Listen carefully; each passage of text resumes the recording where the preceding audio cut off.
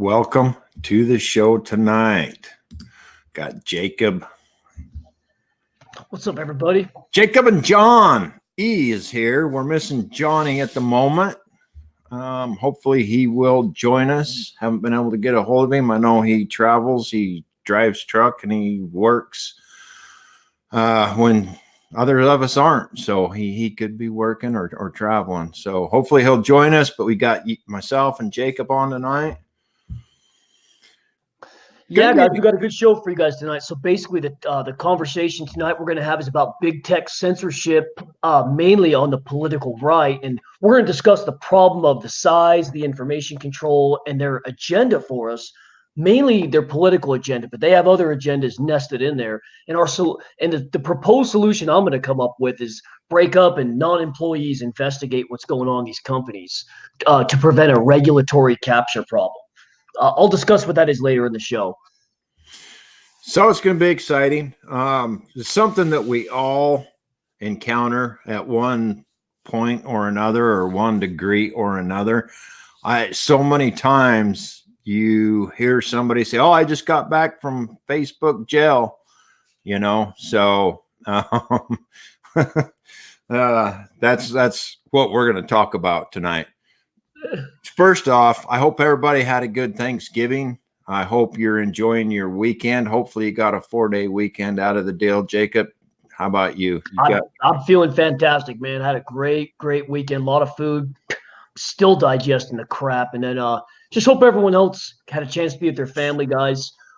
In this social media world we live in, it's important to get that face-to-face, belly-to-belly contact with friends and family members, and just people in general. It's not good to hide behind a computer. We need that time with people. I hope you guys got that chance to spend some time around loved ones. Most certainly. Memories, make those memories and do the reminiscing and everything. We didn't do anything spectacular. She had to work, so we cooked the turkey.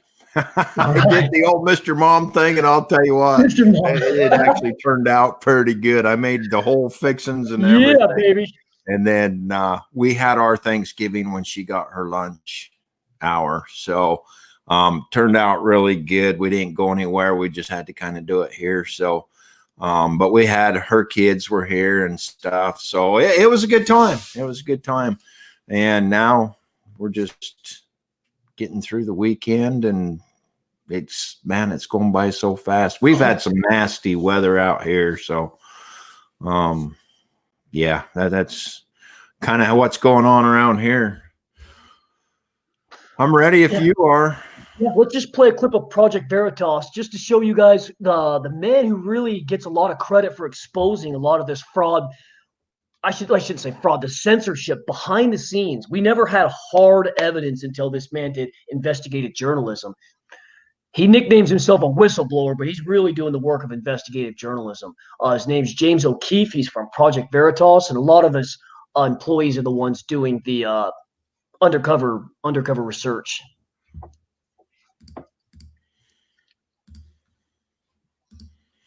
We're getting that up right here. Yeah. So anyway, guys, yeah, we've discussed it before. There you go. So. All right. You ready for it? Yep. Let's get it. Play some of this, and then we will go from there. Did you want to start it from the beginning? Yeah, just start from the beginning so people have some context here. This is the man right here. AmericanPopTheBook.com. We're trying to get the shitty people not to go off. It's a product thing. Let's say it was a pro-Trump thing, and I am anti-Trump. I was like, oh, I banned this whole account. I'll go to you, and then it's at your discretion. And if you're anti-Trump, you're like, oh, you know what? I'm all right. Let it go. The idea of the shadow ban is that you ban someone, but they don't know they've been banned because they keep posting, but no one sees their content.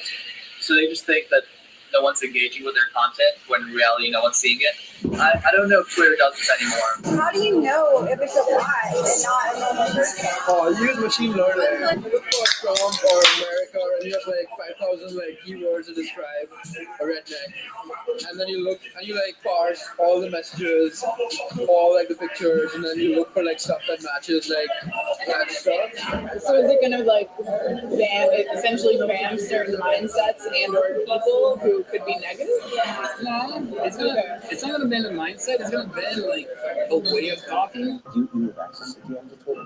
Oh, I do.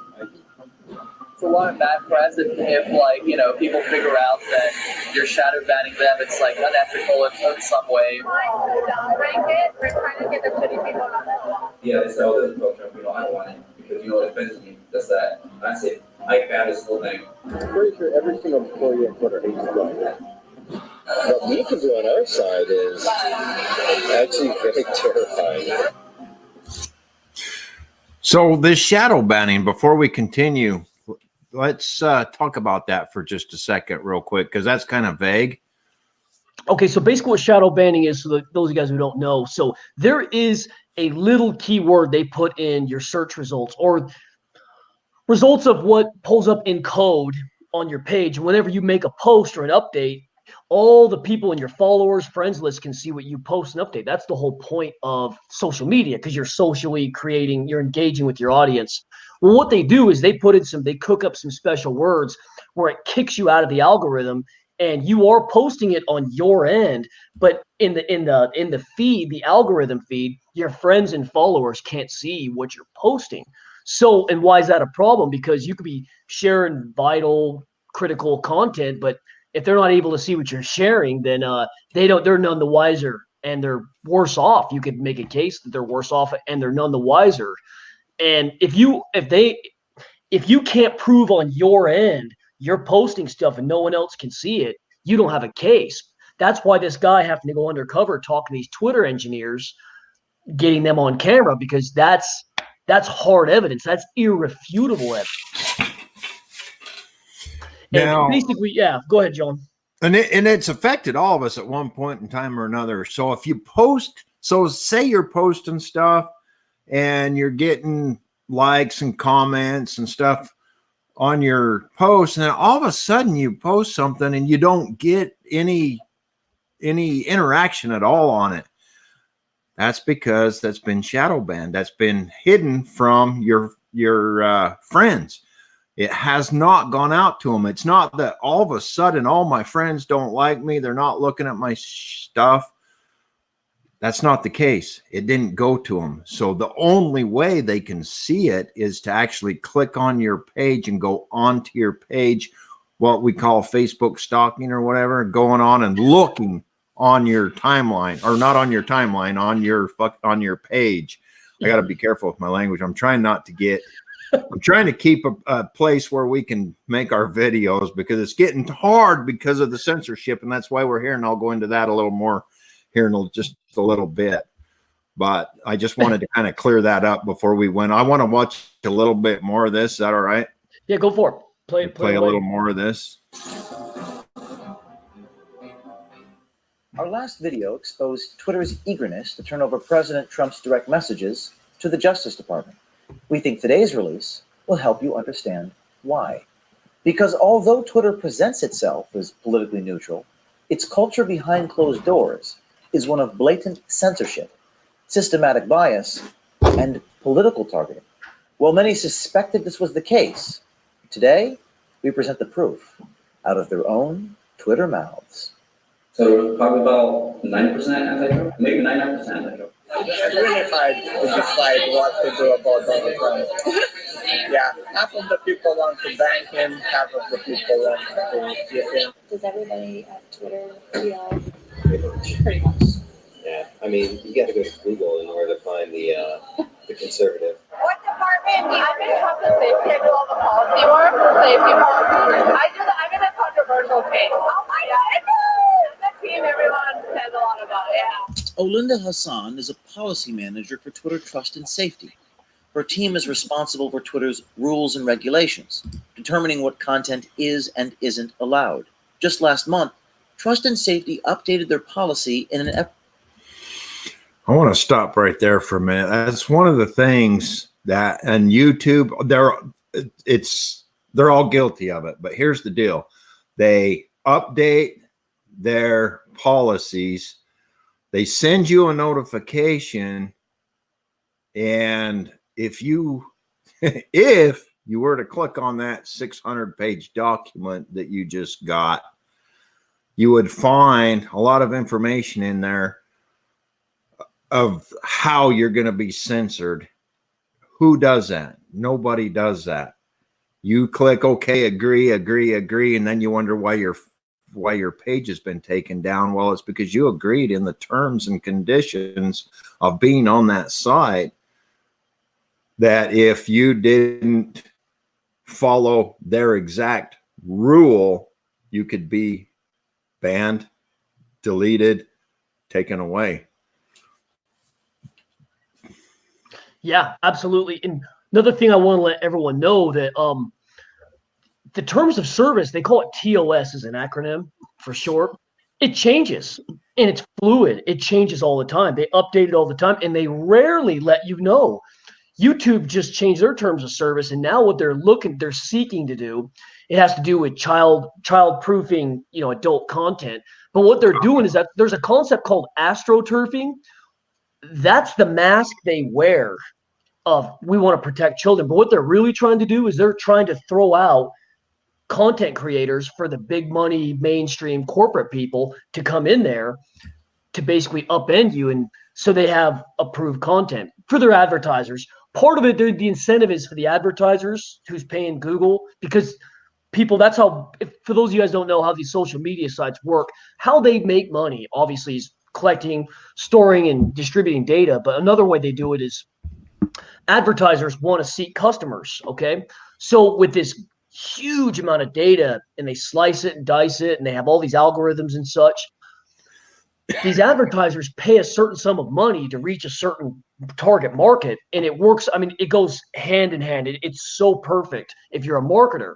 So these marketers don't want to be associated with stuff like, say, white nationalism or the KKK, and I'm just making up groups. They don't want to be associated with, I don't know, let me think of some other fringe groups. Just a lot of fringe activity. They don't like, let's say you're Tide or Downey or you're Procter & Gamble. You don't want to be associated with that. So you don't want to have your advertisements go in their videos, go in any of their pages content, even though it's been proven that a lot of the search algorithms tailor to those markets. And I don't want to say Procter & Gamble, but just certain advertisers, they didn't even know who their target market was until Facebook and Google's algorithms were coming through. So that's how these companies make money. And to sort of transition a bit, the reason why this is such a problem, why we're talking about this, okay, is these companies are gigantic. These aren't just some small website you log into. These companies are massive. Google and Facebook and Amazon and Apple, these companies are gigantic. I mean, you guys have no freaking clue. Well, the average person, I should say, they have no clue the amount of size and the power these companies wield. I mean, it's, guys, imagine your best friend or your wife, how much they know about you. I would bet every penny, and I would max out all my credit to my name, saying Facebook and Google know more about you than your best friend or your wife or your family does. Because we change. As we log into the computer, there's a program called a keylogger. There's keyloggers software they put into certain programs. They'll find out things about you there's no way in hell you would ever know about yourself. Let me put this back up. I want to make a comment here. So right here, this comment, this right here, enforcing new rules to reduce hateful conduct and abusive behavior. All right. So I follow this guy on YouTube. Now, this is a Twitter article, but they all do it. Every one of them. It's the same. It's the same. The verbiage is probably a little different company to company, but it's the same end result is the same. So I follow this guy on YouTube, and he is a retired police officer that worked. He was actually a retired agent. So he worked for the FBI and whatnot. Well, he did a lot of undercover sting work on illegal activity in motorcycle gangs. So the 1% culture, the 1% club. So he talks a lot about that. Well, he's already been taken off of YouTube. He's had meetings with them because they're calling it hateful conduct and hateful speech, because a lot of the stuff that he talks about is gang style related stuff. He's not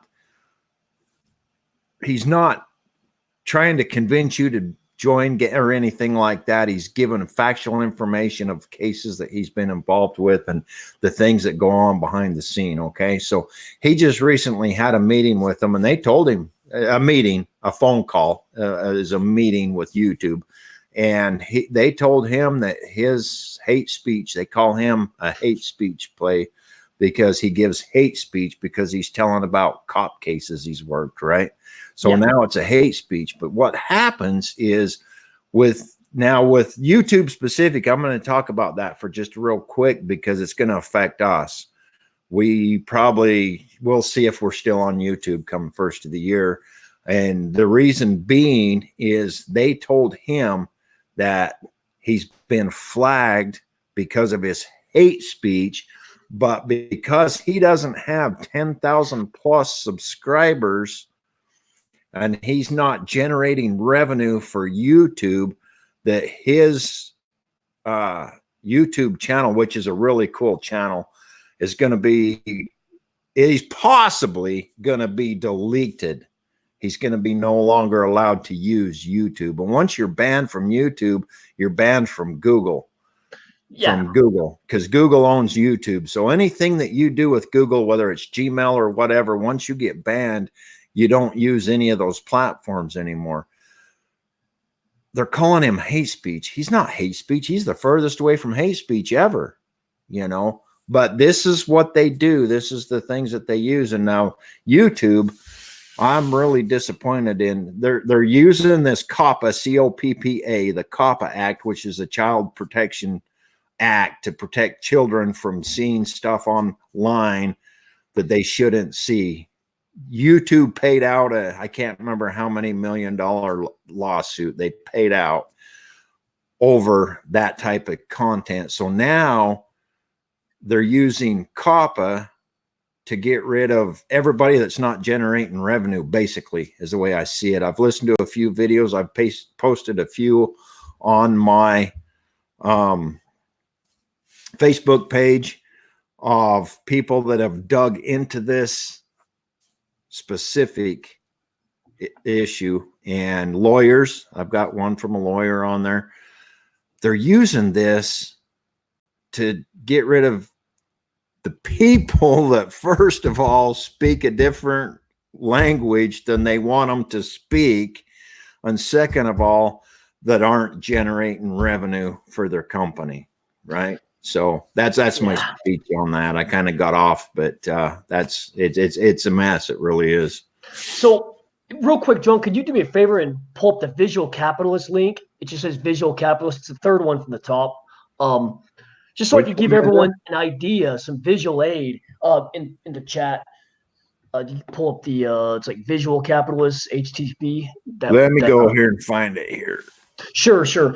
But anyway, what I want to tell people is this: okay, so fundamental to free speech, guys, is having openness. Okay, openness. Is it a video, Jacob? No, it's a website. It's just going to give everyone an idea. Oh, Visual Capitalist. Yeah. Mm-hmm. So basically, guys, what I'm saying is YouTube and these platforms were built off of free speech. Okay, they didn't have all these terms and exclusivity and information asymmetry. They didn't have all this.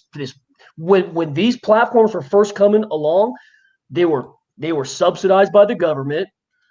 They had openness, free speech, because what a lot of people don't realize is these algorithms, with quantity comes quality. Let me say that again. With a lot of these algorithms and a lot of this data they collect, with quantity comes quality. Imagine putting the best ingredients in, the best rise to the top. They pick the best ones out, and they throw the rest out.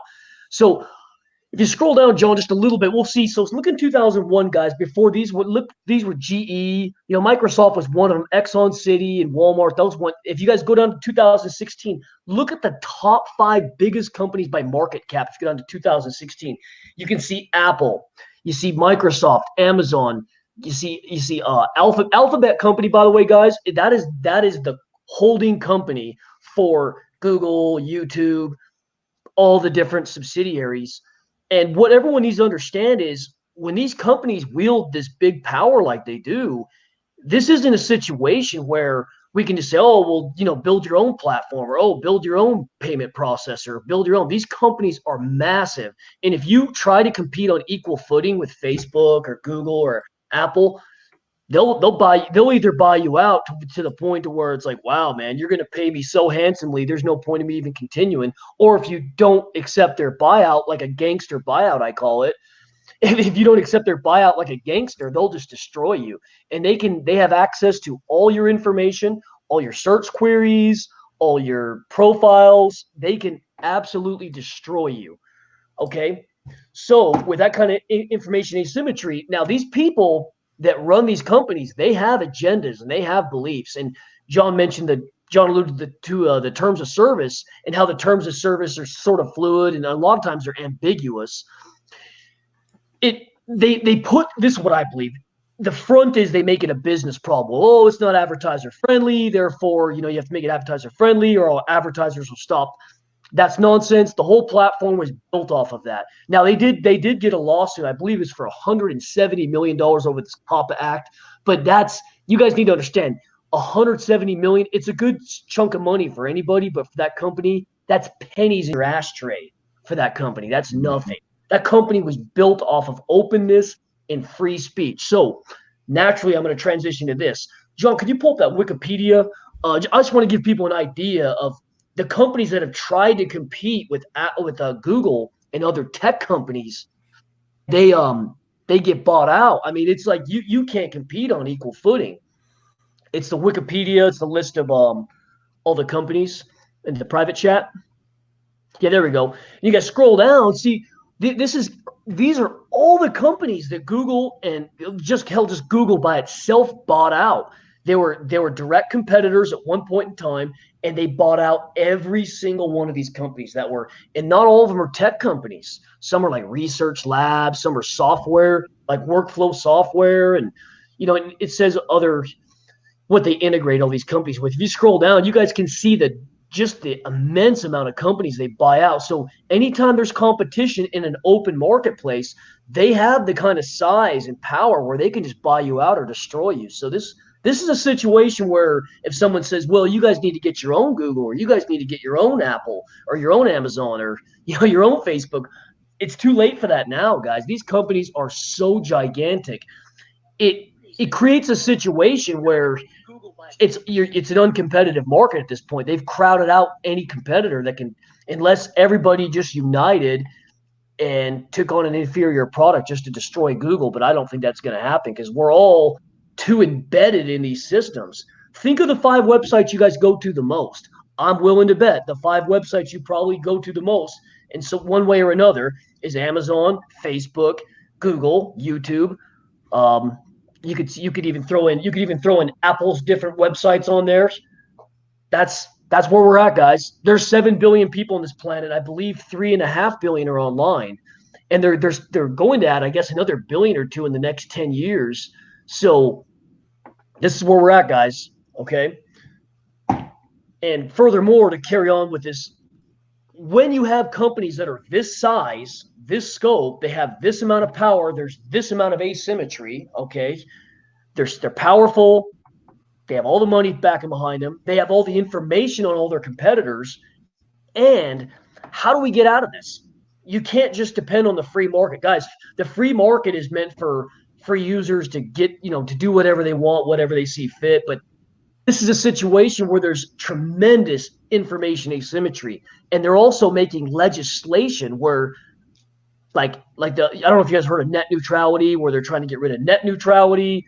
They're trying to, they're doing everything they can to thwart competition. I'll just keep it at that. And my proposed solution, just to be short on this point I'm trying to make, is there's some sort of a possible breakup or some sort of regulatory environment where you need to get people from the outside to regulate Google from the inside and see, at least make an audit and see what the hell is going on, because we all have the right to privacy. And the terms of service, yes, we do click on and agree with it, but to access these platforms, you could argue that's the public square now. Now, that's an argument we as Americans and people all over the world have to have that argument.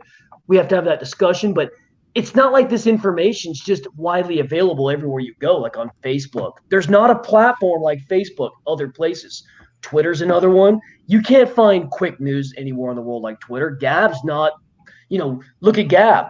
Gab got deplatformed. Gab, I believe the payment processors didn't work, and also in addition to that, I believe the hosting company kicked Gab off, or there for a while. I think they went for another hosting company. But guys, it's not. It's this whole concept of we just let the free market solve this. The free market is not going to solve this. We're all embedded in the system.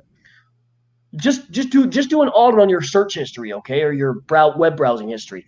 I bet at least half of all your activity was on Facebook, Amazon, Google, Twitter, or their subsidiaries like audible.com or YouTube or whatever. How does another platform come alongside it and compete with that when it doesn't have that kind of money? Like, look at BitChute. BitChute's trying to compete with YouTube. Minds.com. They don't have nearly the budget. There's no way they can compete on equal footing. And if you're trying to compete with them on equal footing, so to speak, well, guess what? Google can just be like a gangster and buy you out. And if you don't accept the offer, they'll give you the horse's head that you can't refuse, so to speak. And that's essentially what I'm getting at. And how would you, John, this is what I wanted to ask you. How would you propose we overcome this? Now, and by the way, just for everyone to know, John and I hadn't talked about this yet, so this is completely organic right here. Here's part of the problem is what is three big companies: Facebook, YouTube, Twitter. What else? Okay, so Facebook and YouTube, and then Twitter, and then those are the three real big ones. YouTube, that'll let you do live videos like this. Yep. That's kind of what I was talking about. Yeah. So, YouTube and Facebook are the two. But go ahead. I'm sorry. Those three to be able to do what we're doing here and have free speech and tell our story and run our shows and stuff like that.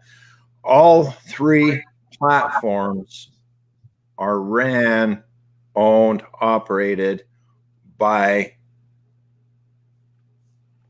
liberal, I don't know how else to paint it, but by liberals, basically. That's true. They don't play well with others. Now, the Democratic Party of today isn't the Democratic Party of yesterday. So now they want to force feed. There's no two. I hate this party system. I wish we'd just do all away with it. But they used to work together somewhat. They had opposing views, but they had worked together for the betterment of our country. We don't have that anymore. You have one side working to destruct and destroy, and you have one side fighting against that and fighting for our Constitution and our rights, our free speech, our Second Amendment, all that kind of stuff. The platforms that we all use, are all owned left. So a lot of the censorship comes into play when you go against the leftist agenda, right? If you get on here and stay left with your speeches and stuff, you're not going to get banned. You're going to be able to do your free speech. It's a one-sided deal anymore. And so what question was you wanting me to answer? Because I kind of got off on a tangent. No. It's so all I was asking was just generally what's your take on the whole situation? Like How do we solve the problem in terms of like making everything fair to where? Okay. But no, but you actually highlighted the problem really, really good. You said I the was- people running the companies are of far left mindsets to where Right. you just can't correct that with that body of people that's in there. Like you'd almost have to forcibly remove people or break up the company. Like there's just no. That's how they all think. For those of you guys who know the far left, they're called progressives. They're group think individuals. They are not. They say they're all about openness and differing opinions. No, they're not. They want people who look different but think alike. They're not. They call it diversity. They want people who look different but think exactly the same. That's where I was going. Yeah, go for it. I just plugged in that video that you just sent. So that's where I was going with that. I just kind of forgot the scope of the question. I was getting. It was just really vague. That's bad on my part. It was a big question. But my answer to this is I don't really have one, but I'm going to tell you my thoughts because I think the good answer would be that we need to go back to the old ways where everybody can have their voice. We're not going to agree. We can't. We shouldn't. There should be opposing opinions. That's what makes the world go around, and that's how things happen. But like we talked about, the progressiveness, the violence and stuff like that prevents that from happening. And so that's right. My answer would be we need that, but we're not going to have that. So the alternative is to make our own platforms where we can allow right-sided free speech, right? Yeah. I don't believe that's the correct answer, but that's the best answer I can come up with the situation we're given and the situation we live in, the world we live in, the times of today, because it's such a totally different experience today than it ever has been before. We've always disagreed and we've agreed to disagree, and that's what we got to have to make the world go around. The way it is today, it's never been this way before. So it's a totally different ball game today. Great point. It's crazy. Yeah, you made a very astute point that, okay, for those of you guys who don't know my background, I went to school. My undergraduate study was mainly in economics, just regular economics, everyday economics, no specialty. And how I'm trained to think from an academic standpoint is let the organic market, and what that basically means, guys, when people say the market, people behaving to their own rational decisions in terms of what their payoff is. They call that utility. They're gonna act in such a way to where they get maximum utility. Okay. The proposed solution to that is, let's say you have these big 5 tech companies, or we'll just mention the three big tech companies. They're suppressing speech in such a way where you can't share political information, and they're altering algorithms and search results where basically it gaslights you. It gaslights you, makes you believe, oh my goodness, though, there's all these problems of X, Y, and Z when there's really not. They're propping up like a small sliver of society, and then that's basically telling you, oh, that's what's going on, when it's really not. Okay, so the organic solution would be, like John said, let it go in the free market. Let rational people decide with their own mind what the right thing to do is. That's what they call the market. People, they have agency and they say, okay, what do I do? I don't like Google. I don't like YouTube. I don't like Facebook. I don't like Twitter. I'm going to go and create my own platform. And then everyone moves there. There's competition. Here's, and I'm not criticizing that. That's actually, that is the right solution, but it's not the optimal solution. The correct and right way, optimal basically means this is the real world of what we're going to live in. Where the right thing to do is, in a perfect world, like we had a magic wand, that's what I would do. I would do whatever we could to concentrate capital in a certain way and give whatever money they need to build these competitive platforms. But it's not going to happen, guys. You've seen that little web page of all the companies Google bought up. In a free market, you would say that is the correct solution. Okay, free speech, free market capital flow, just start your own business, see your own website, whatever. But the problem is it's so uncompetitive. It's so, I mean, here's these new companies right here. And it's just the sheer size, guys, of these companies. I just can't see Google ever saying, yeah, let's get some competition here. Let's get some new ideas. No, no, no. Google's going to be just like, if you guys ever seen the movie Godfather, they're just going to be like the Don. They're going to be like the guy in the Godfather that says, I'm going to give him an offer he can't refuse. They're going to be like, they're going to work you like a gangster. And they're going to say, if you don't refuse the offer, you're going to end up with a dead horse's head in your bed, basically. Your prize horse in your bed. Truthfully, and we've tried that. We've tried that with Minds and BitChute and Gab, and we've tried it in different payment processors like Subscribestar, and it just doesn't work. I mean, PayPal's they find ways to deplatform like places like Gab and Subscribestar, and conservatives and people of the free market have tried alternative solutions, and it just hasn't worked. These people have such a stranglehold on the competition and just the market itself. Like the market is a totality and aggregate of everybody that's in the market, which is freaking huge. Okay, guys. So when you have all these actors and when you have three companies that control the entire market, you think they're going to make room for new competitors to come in and compete? No, they're just not. They're just, so once again, I'm going to bring up, actually, no, I won't even bring that up just yet, but my solution, and then you or Jonny can come on a different stream and say your solution. My solution is we have to have somebody from the outside come in and break these companies up, or at least regulate these companies from the outside to see what the heck's going on. Because we can see on the user side, you can see on the user side who's using something, but on the other side of who's collecting the data, we don't know what the hell these people are doing with it. If they're giving it to the government, if they're giving it to foreign entities like China. China has quite a tight relationship with Google. I mean, Chinese government could be giving Google some money, and Google could be letting China have at it. They're a private company, and we don't have the law hasn't kept up with the pace of technology to the point to where we can stop that, and meaning we can punish Google for something like that.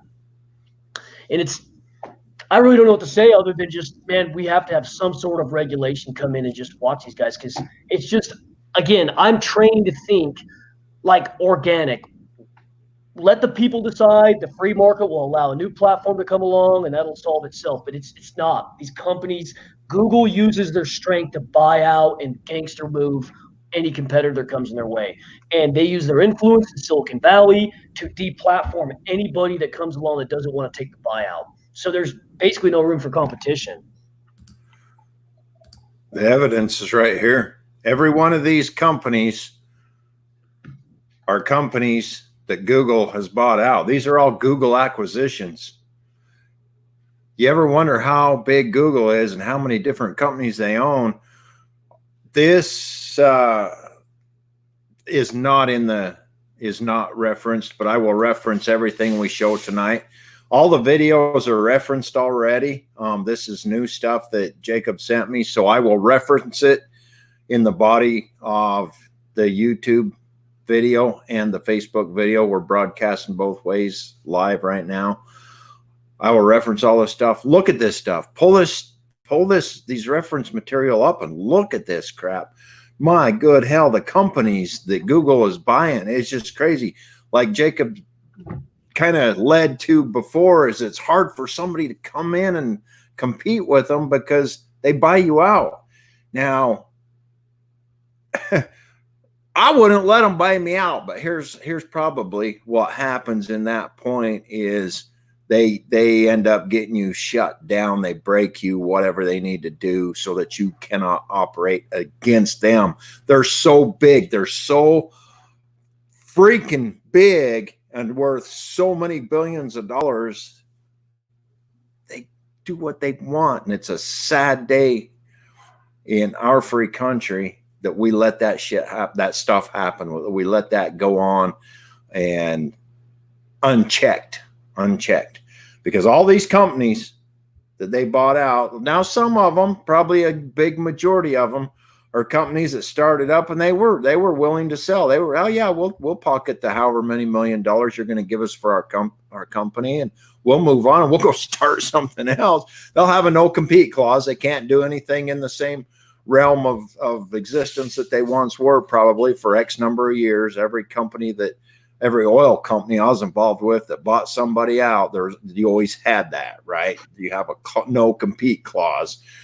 They'll go start another company. All right, we'll go do taxi cabs, man. I'll go get some taxi cabs going. I'll make me some, hell, I got $10 million they just gave me for my company. I've already got 20 million in the bank from my company. So I'm going to spend this 10 million they just gave me, and I'm going to go buy a bunch of taxis. And we're going to do the taxi cab thing in Chicago, whatever the case might be. That's and they move on and they're gone, and I'm a rebel. I've always been a rebel. I'll always be a rebel. I can't help it. I believe in doing what's right. And if somebody tells me I can't do what's right, I'm going to do it. So I don't have the means to do this kind of stuff, but I don't think, I don't know. It's hard to say. I don't know.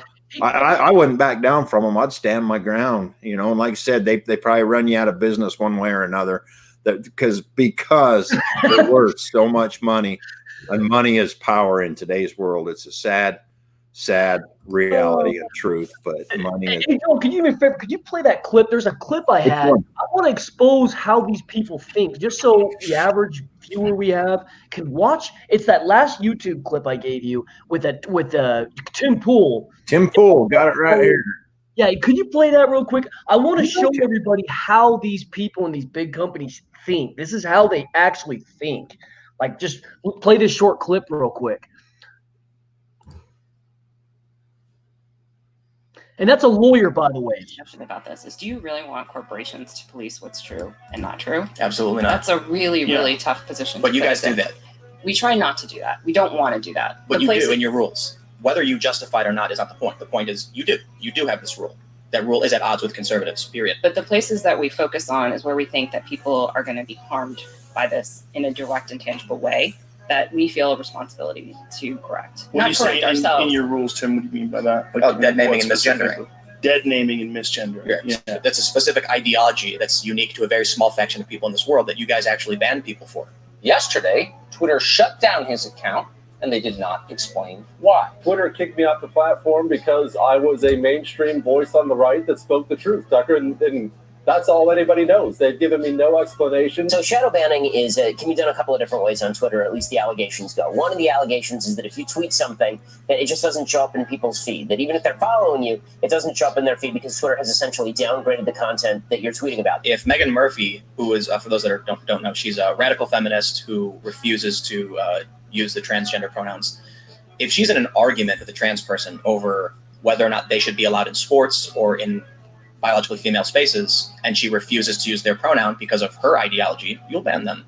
And not banned permanently. Like, you get warnings. Well, she was banned permanently. You have an argument between two people. Again. And you have a rule that enforces only one side of the ideology, and you've banned only one of those people. We have a rule that attempts to address what we have perceived to be instances of abuse or harassment. And even Jack Dorsey, the head of Twitter, he's acknowledged his mind. I gotta stop this real quick. This Ben Shapiro, man, young dude, has got it going on. I listened to him on talk radio during the day. Look him up, listen to him. He is a very, very bright individual. He says, I understand why you guys don't trust me. We're going to have to do better. Well, the only way they're going to do better is if they come fully clean with the American people on how exactly they operate. And then even the editor-in-chief of the Daily Caller got a suspension for tweeting "Learn to Code" at the Daily Show. The narrative goes far and wide amongst your circles. Then all of a sudden, you're seeing high-profile conservatives tweeting a joke, getting suspensions. So it wasn't about just the Learn to Code. It was about the context that we were seeing. Come on, that's just not true. That's just not true. The editor-in-chief of the Daily Caller was suspended for tweeting nothing but #Learn to Code. So, Tim, can I finish what I was saying? Okay, so the rule is you can't offend anyone. All right? Let's say you're speaking to one person. I can't offend you. All right, fair enough. What if I'm speaking to 10 people?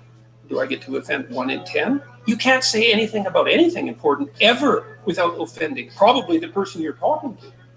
Important speech about important issues, especially contentious issues, is instantly offensive. So even if you are saying, well, hate speech is our rule and a lot of people agree with it, if at any point one person disagrees, there's still an American who has a right to this, to access to the public discourse. And you've essentially monopolized that, and not completely, but for the most part. This seems like a good example of an ideologically based rule. Political message right here. Look at that. That's just beautiful, isn't it? We're coming towards a position where people think some ideas are better than others, therefore, as a company, we're going to restrict access to certain information. Oh, man. Oh, I gasped. When I watch that, guys, it just tells you, oh man, these people have a certain ideology and they will not surrender. I mean, they won't even allow. Think of yourself like a heavyweight boxer, MMA fighter. The best has to allow competition in the octagon or in the ring to fight, and then you get to prove to a challenger you're the man or woman, so to speak. You're the champion. I'll put it that way. These people, they don't have to take on the best ideas. They just, oh no, we'll just deplatform you. We don't have to fight you. They're paper champs. I want everyone to think in the realm of competition, open competition. If you're the heavyweight boxer, the heavyweight MMA fighter, whatever, we'll call you the prize fighter. If you can hold the belt by not accepting competition, what's the point of even having the competition? Okay. There's no point. And if you have these big companies, and they're the top 5. Well, Amazon I won't include so much in there, but the other 4, well, hell, we'll just go with the 3 we use. If the three big companies are hogging all the information and they're deplatforming what they see unfit, like that Twitter exec, that Twitter lawyer. I mean, guys, this is crazy. You had a biological woman saying trans women, basically they're men that identify as women, can't compete in a female space, a biological female space. And the Twitter executive says, well, that's how we believe. Screw you. Read between the lines. We don't think that way. Guys, this is an open debate that needs to happen amongst people in America and the world. This isn't something a company needs to decide for us. I mean, it could be more evident what that lady was saying. I mean, you had a biological female saying biological men entering female spaces. They're free to live that way. They just can't compete in those spaces because they have genetic advantages. And Twitter says, we don't think that way. Screw you, read between the lines. I mean, how do you solve that problem? They're just going to buy you out. They're going to either gangster buy you out or they're going to do whatever they got to do. But do we have any comments or questions? Because we don't. Today. Damn it. People on there, we got some viewers. Guys, comment. Let us know you're here. Let us know who you are. We don't know who's on here. We can't see. So we appreciate you being here. First and foremost, we appreciate you being here. We appreciate you joining in our conversation. Comment, say hi, bye, say something to us. Let us know you're here. Give us your thoughts on this topic. So just to make it affects every one of us. It affects every one of us. So to make it to where we have a succinct comment for you, think about the problem. Okay, the problem is free speech, and these platforms size, and they can bully free speech. What meaning if you have an opinion of, say, biological men shouldn't go into female spaces and compete in sports, like that clip we showed. Think about the problem of free speech, and they can use their size in such a way to where they can prevent free speech from happening. And that's our First Amendment. That's our most important amendment in this country. And maybe in the comment below, propose what you would have as a solution. Maybe a micro solution, like maybe just forcibly fire certain execs, or make these companies public utilities. I've heard that as an argument. That's not quite I don't think that's a bad idea, because I want you guys to imagine the post office saying, I don't want Republicans using the post office. Or imagine somebody saying, oh, the roads, Democrats shouldn't use the roads. I mean, like, everybody uses the roads. Everybody uses the post office. Like, you mean to tell me you can tell people that what they can and can't do? Everybody, I would say at least 90% of Americans everybody gets online. Everybody uses these platforms. They're basically public utilities now. But anyway, I want to hear what you guys have to say, either with your questions or comments or whatever, because I don't know everything. We're doing this show to open up the discussion and have a talk about this, because we don't have all the answers, you know, but we just want to hear. I'm giving you the totality of the problem. That way you guys can think about it from different angles, because when we can all think from different angles, that's where all the real high quality content's going to rise, because you'll think, oh man, I didn't think about that. And then you'll come up with an idea. This guy will come up with an idea. A different guy will come up with an idea. And then we can sort of synthesize all that and come up with a proposed solution. Not to say it's going to solve everything, but something for us to think about. No, we want your involvement, whether it be a comment or there's this cowboy dude that sings cowboy music these days, but not the cowboy music of the old. But he says, "Light it up, light this baby up. Talk to us. Get on live air with us. Talk." The numbers right there at the bottom of the screen. Give us a hoot. Give us a hoot, guys. Talk 702-763-TALK 8255 is the numbers. 8255. Call us. Give us a hoot, guys. Join in the conversation with us. Comment. You can comment. Yeah, we value your commentary. We value your opinions, your comments. Helps make the show better, and it's not just our opinions, it's yours too. We want to hear them. Indeed. These shows go every Saturday night, so you can put it in your calendar every Saturday night, 7 p.m. Mountain Time, 6 p.m. Pacific Time, 8 p.m. Central, and 9 p.m. Eastern. We're here. We're on your device. Join us, and let's talk about these real world, real life issues. If you don't want to get on the live air and call the phone line, comment. Join us. We have. Oh, there's Doc. All right. Doc, thank you for joining us. What do you think about this censorship, Doc? Let's talk about this. Give us your opinions. You've been around the world many times. Tell us your opinions and your thoughts. Yeah, man. It'd be interesting to hear it from his perspective too. Right. A global man, and technology leads out in the way and surpasses law where law can't keep up. And it's like retired military man. Yeah, there you go. A lot of experience that we don't have in this room right here. And guess what, guys? You can't Google experience. That's hard earned. That's hard earned in the trenches right there. Can't Google it. Can't replace it. Nope. Can't book teach it either. But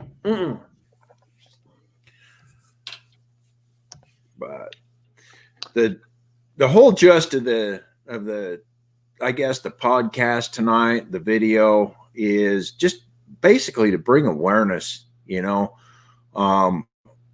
As I said at the beginning of the video, we all deal with it. Everybody deals with it at one point or another. If you're using social media, and if you're watching us on here, you use social media. And like I said, you might post or share, even if you share a post and you're getting no involvement with it. I've made several videos back years ago, and I've directed some of them at this young man right here as far as what you say and do on there, because I did a lot of research back in the day on the algorithms. Remember those, Jacob? I made those videos, and I do. And now you're seeing the stuff that I told you come to fruition by being shut down, put in jail, based on what you say. During those days, during all that research, I found that if the algorithms, and algorithms is a program out there running, gathering information, and then doing something with it, banning you, whatever. If they don't like what you say, you get censored. And it's been going on for years. It's getting to be a greater problem than it was. You're starting to see more of it. You're starting to see big people. And when I say big people, I mean people with 20, 30,000 plus subscribers being shut down, having their sites taken down. Stuff like that. Doc commented on here, it's totally out of control. And then he followed it up with he was kicked off of Facebook for a while. So it happens to the best of us. If you're not getting kicked off of Facebook, it's because you're sitting back, taking the safe road. That's why you have Jakob and me and Jonny and Doc, and you have people that are going through these 30-day suspensions of your accounts, 3 days. I've had a 3-day because I can't remember what I said. I said something. Well, I know what I said. I'm not going to repeat it on here because it'll screw up our video. But I made a derogatory comment that was very justified, and I hold true to that comment today, but it got me a 72-hour jail sentence for hate speech. The hate speech. Yeah, hate speech is what the moderators any speech they disagree with. Yeah. I'll give everyone a little quick background on me. So I had a Facebook account back in, when the platform first started, like when it got popular, I should say, back in 2008, all the way up until last year about this time, October 2018 is when I got deplatformed. And what happened was I was in a Facebook group that was for libertarians.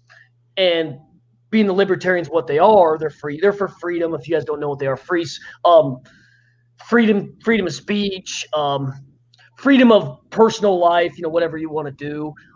Anyway, there was a lot of transgenders that joined this group, and I got into a pretty robust debate with them, and they took it the wrong way. They complained, and then they had this guy. They have somebody. When you guys first get flagged for material, you get, the bot or the algorithm will catch you. But what you can have it. You can click an option called manual review, and somebody manual reviewed all my posts and my posting history, and yeah, they just deplatformed me. And I had a backup Facebook in 2014. I started, which is my current Facebook. I forgot all about it. I had it up so they couldn't take it away from me because I was already grandfathered in. But anyway, yeah, guys, they'll deplatform you. Enough. I talked to the wrong people the wrong way that day. And if you disagree with their ideological wheelhouse, that is the Facebook moderators, because they're the ones who ultimately control it. The bot or the algorithm catches the material that John had the 72-hour ban. That's who catches it generally. But when your content is manually reviewed by a human being, they're the ones that give you the heave ho. And they're and you know what's funny? All these companies where the manual reviewers are, they're in Austin, Texas, left-leaning, San Francisco, California, New York City, Washington, D.C., all in leftist strongholds. They're not like in Kansas City or Phoenix, Arizona, or they're not in places like Nashville, Tennessee, or Columbus, Ohio. They're in far left-leaning places. Doc made the comment that he was banned because he made comments against the individuals you see there. He's proving our point, basically. Right. Good on you, Doc. Don't hang yourself or something. Don't suicide yourself. Yeah, right. You got to be careful these days. That shit happens. I'm not worried about Doc. Doc can take care of himself. Sure. Yeah, he looks like he can take care of himself. That's for sure. Yeah. Yeah. He was here. In October. Him and Eddie come out and saw me. They rode their Harleys from Texas out here. They're in Andrews, right up the road from you, 100 miles. Cool. Yeah, I drive through. For just in case Doc doesn't know, I live in Lubbock, man. I drive through Andrews on my way to Odessa when I used to work in Odessa. I'm not entirely dumb. When I go to Odessa, that's the way I take is through Andrews, Seminole. Yeah. That's a nice. I used to ride that on my Harley quite a bit because it's a nice ride. I found the last little bit that I was there that it was cool to go to Lubbock. Joe's Crab Shack. I love Joe's. Would go there to Joe's and eat. And then there's I live by Joe's. I live There's a less little than place out there on 80, I think it's 87. What's it called? The corner. What's it called? With all the hot rod cars and the signs. Oh yeah, I know what you're talking about. Damn it, I can't think of the name of it right now. I know where you're talking about I though. love that place. Been there quite a few times. They have bands and stuff all the time, and oh yeah, they got all the old signs and stuff. I've got videos up here about the place, but I used to go there when I was over there. So, but nice man. Well, heck yeah. So we got any other there you comments? go. There we go. Lunch sometime. Hey Doc, I'd love to meet you, man. Hell yeah. I mean, Andrews is a little over an hour from me. It's not far at 100 all. miles. I used That's to it. ride it on my Harley all the time. It was 100 miles. And it's an enjoyable, man. It's an enjoyable drive. It's nothing, man. It's nothing. I go down there all the time. Well, not all the time anymore, but I used to go down there all the time. Hell, I'm not done with the patch yet. There's still, with this new year coming up, I'm sure there's going to be tons of new opportunities and this and that. And I'm just staying up here locally. But yeah, that's where you go make money, down there in the patch. Here in Lubbock, we have a nice little laid back community here. We don't have all the riffraff and craziness they have down there. I hear. My section of town. I talked to a guy yesterday from down in that area. He's not there anymore. He's over in the Odessa area. But the company I used to work for just shut our office down in Andrews. And I guess this guy went to work for another company. He's been laid off. It's getting to be a little tough down there, I guess, as far as oil and gas goes. Hey, everybody's feeling the squeeze. Believe me, they're tightening their belts. Everybody's tightening their belts right now. There you go. See that message? Hey, Doc. Yeah, you can find me on Facebook at Jakob Rosser, man. I can message you or something. I'll let you know when I'm in town next time, man. And then, lunch sometime. Either one of you can find the other one off of my page too, because you're both my friends. So, get connected up, you guys. That'd be cool. Yeah. I'd like to talk to him. He's great to talk to. He's a book of knowledge, man.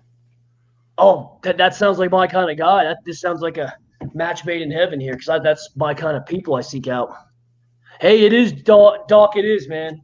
Hey, Lubbock, people see this Christian town. Lubbock's pretty freaking wild too, man. You go over by the Depot District and you go up north Lubbock, hell, even the west side. Oh, it's wild as hell out here in Lubbock, man. I live in the southwest part where it's all nice, safe, and sane out here. Heck yeah. Well, man. Thank you for joining us, everybody that did. Yes, guys. We're getting against our time frame here, so we kind of want to cut it. Do you want to show any more of these videos? You want me to show the truth? It's up to you guys.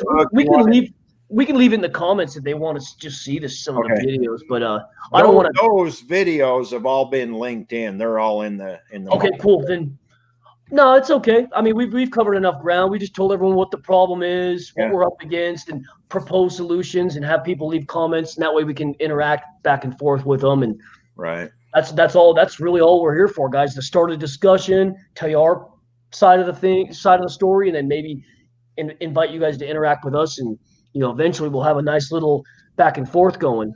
And to bring some awareness. Sure. A lot of the people that I know, and I'm not bashing anybody or anything, but a lot of the people I know sit back and wonder what the hell's going on and aren't trying to figure it out. So we do these videos to kind of bring you up to speed, because we do the research, we do the reading, we pull up the articles. Jakob right there, he is a book of knowledge. He not like real world experience like Doc, but the dude studies, he researches, and he's got the education, and ask him questions. He's got the answers. If he don't, he'll get it for you, because he knows where to go to find it, because he studies. And that's why we do these. Share the stuff that we're finding with you guys, so that you don't have to. You don't have to go find it. You don't have to spend hours reading. And I know Jakob spends hours researching, because we've been talking about tonight's show for 2 or 3 hours before the show even started. So he does his homework. Yeah, guys, and I'm just a sliver. Look at me like a sliver, sort of like an asset, like a tool in your toolbox. But I'm just one tool in the toolbox. all you guys that come to contribute to the show, your additional tools. The more tools, the more problems we can solve, the more things we can fix together. So just look at me as a pipe wrench or a or a impact driver in your tool belt. Don't look at me as the final solution to everything. It takes a whole bunch of tools to solve a whole bunch of problems, guys. For sure. Thank you, everybody. Yes, guys. Thank you for your eyes, ears, attention, energy that joined us. Let me turn this off for just a second. I wasn't Yeah, quite sure. ready for that. Thank you, everybody, for joining us. We appreciate you. If you watched the show, thank you. If you're going to watch the show later, those of you that come and review it later or preview it later, we get a lot of that. Thank you. We appreciate you. For those of you that do watch it later, just remember we're on at 7 p.m. Mountain Standard Time every Saturday night. If you can ever make it, come on and give us your input. Give us your thoughts on topics. We change the topic every week. We talk about something different. We announce it a few hours usually ahead of time. Come on and share your thoughts and values and ideas and just communicate with us. That's all I got. Yeah. All right, guys. Well, thanks for your time, attention, energy, everything you put into the show. I promise you guys, we're going to give you guys our best every week. Every week we have a topic. We're going to give you our very best, and we'd like to invite you to contribute, man. And we could all get better as a result of that. And I appreciate you guys giving us your time this week.